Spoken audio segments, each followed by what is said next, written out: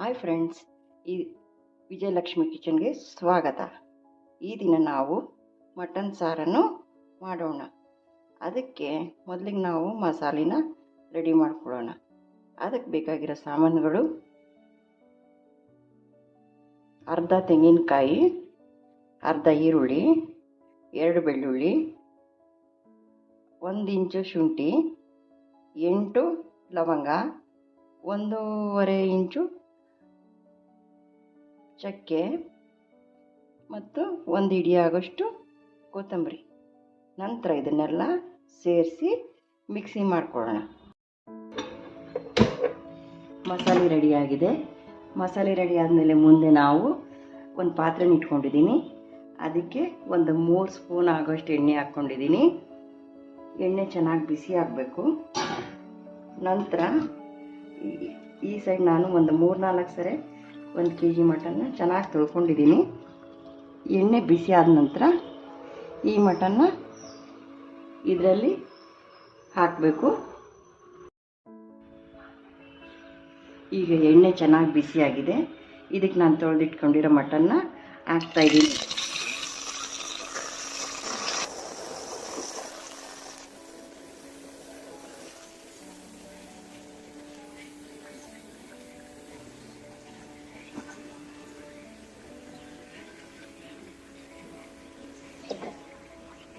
ನಂತರ ಇದಕ್ಕೆ 20% ಉಪ್ಪು,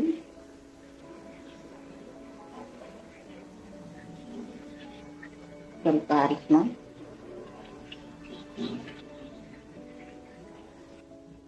ಅದು ಚೆನ್ನಾಗಿ ಮಿಕ್ಸ್ ಮಾಡ್ಕೋಬೇಕು.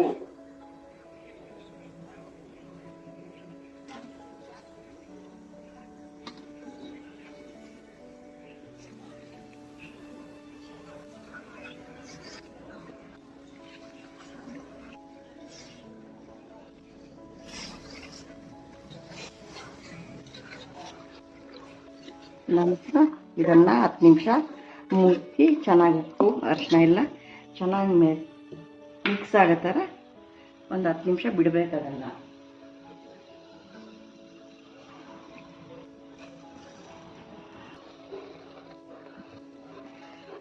ನಾನು ಸ್ವಲ್ಪನೂ ನೀರು ಹಾಕಿಲ್ಲ, ಚೆನ್ನಾಗಿ ನೀರು ಬಿಟ್ಕೊಂಡಿದೆ. ಇಂಥ ಟೈಮಲ್ಲಿ ನಾನೀಗ 1 ಚಮಚದಷ್ಟು, ಅಂದರೆ ಈ ಸೈಜಿನ ಚಮಚದಷ್ಟು ನಾನು ಖಾರ ಪುಡಿ ಹಾಕ್ತಾಯಿದ್ದೀನಿ. ನಂತರ 2 ಟೊಮೆಟೊ, ಹೆಚ್ಚಿಕೊಂಡಿರೋಂಥ 2 ಟೊಮೆಟೊನ ಹಾಕ್ತಾಯಿದ್ದೀನಿ. ಇದನ್ನು ಚೆನ್ನಾಗಿ ಮಿಕ್ಸ್ ಮಾಡಬೇಕು.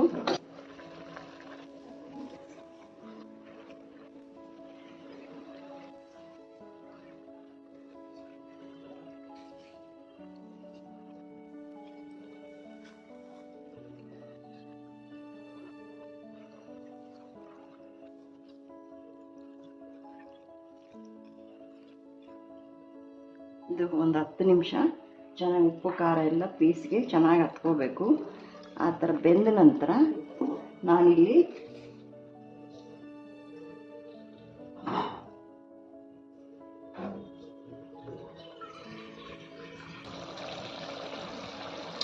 ಈಗ ಈ ಥರ ಚೆನ್ನಾಗಿ ಮಿಕ್ಸ್ ಆಗಿದೆ. ಈಗ ನಾನು ಇದಕ್ಕೆ ಇಷ್ಟು, ಅಂದರೆ ನಾನು 1 ಚಮಚ ನೀರನ್ನು ನಾನು ಹಾಕ್ತಾಯಿದ್ದೀನಿ. ಇದು ಚೆನ್ನಾಗಿ ಮಟನ್ ಮುಕ್ಕಾಲು ಭಾಗ ಬೇಯಬೇಕು. ಬೇಕಿದ್ದರೆ ನೀವು ಕುಕ್ಕರಲ್ಲಿ ಕೂಡ ಮಾಡ್ಕೋಬೋದು. ನಾನು ಪಾತ್ರೆನಲ್ಲಿ ಮಾಡ್ತಾಯಿದ್ದೀನಿ. ಮಟನ್ ಚೆನ್ನಾಗಿ ಮುಕ್ಕಾಲು ಭಾಗ ಕುದ್ದ ನಂತರ ನಾನು ಮಸಾಲೆನ ಹಾಕ್ತೀನಿ. ಈಗ ಚೆನ್ನಾಗಿದು ಮುಕ್ಕಾಲು ಭಾಗ ಬೇಯಬೇಕು.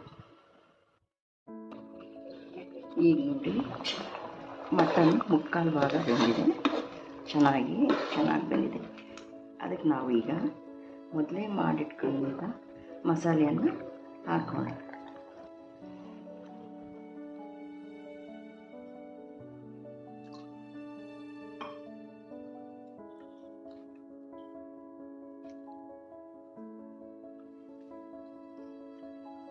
ಈಗ ಚೆನ್ನಾಗಿ ಮಿಕ್ಸ್ ಮಾಡಿಬಿಟ್ಟು, ಈಗ ಇದು ಚಪಾತಿಗೂ ಹೊಂದ್ಕೊಂಡಂಗಿರಬೇಕು. ನಾವು ಸ್ವಲ್ಪ ದಪ್ಪನೇ ಮಾಡ್ತಿರೋದು. ನೋಡಿ, ಈ ಥರ ಆಗಿದೆ.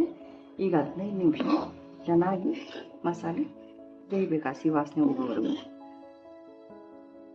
ಪೀಸ್ಗಳಿಗೂ ಚೆನ್ನಾಗಿ ಮಸಾಲೆ ಅದ್ರ ಟೇಸ್ಟ್ ಬಂದಿರುತ್ತೆ. 15 ನಿಮಿಷ ಬೆಂದ ನಂತರ ಸಾರು ರೆಡಿಯಾಗುತ್ತೆ.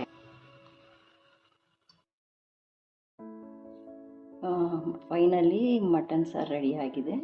ಇದು ಮುದ್ದೆ ಜೊತೆಗೆ, ಅನ್ನದ ಜೊತೆಗೆ, ಚಪಾತಿ ಜೊತೆಗೆ, ಎಲ್ಲದರ ಜೊತೆಗೆ ತುಂಬ ರುಚಿಯಾಗಿರುತ್ತೆ. ಧನ್ಯವಾದಗಳು.